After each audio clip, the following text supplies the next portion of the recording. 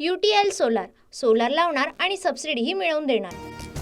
पंतप्रधान मोदी आज महाराष्ट्र दौऱ्यावर। मुंबई मेट्रो 3च्या फेज 1 सह विविध विकास कामांचं लोकार्पण होणार। पोहरादेवीमध्ये नंगारा भवनाचं उद्घाटन करणार।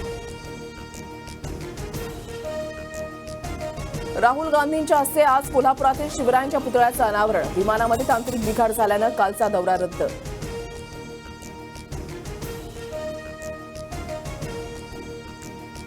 अजित पवार गटाच्या भायखळा तालुकाध्यक्षावर अज्ञातांकडून हल्ला। धारदार शस्त्रानं केलेल्या हल्ल्यामध्ये सचिन कुर्मी यांचा मृत्यू।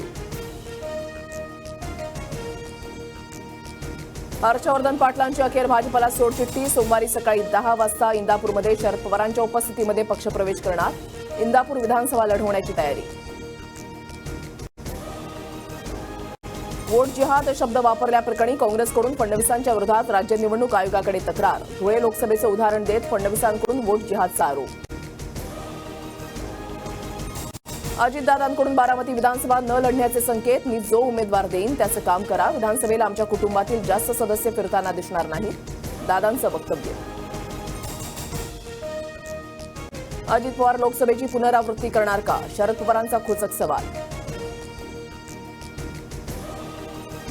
मुख्यमंत्र्यांच्या भेटीसाठी आदिवासी समाजाच्या आमदारांच्या मंत्रालयातील संरक्षण जाळीवर उड्या। नरहरी झिरवाळ, हेमंत सावरा, राजेश पाटील, किरण लाहमटेंचं आंदोलन। पेसा भरतीसह धनगर समाजाला एसटी प्रवर्गातून आरक्षणास विरोध। पेसा अंतर्गत आदिवासी मुलांच्या मानधन तत्वावर भरतीचा निर्णय। कोर्टाचा अंतिम निर्णय येईपर्यंत मानधन तत्वावर नियुक्ती होणार, सरकारचा निर्णय।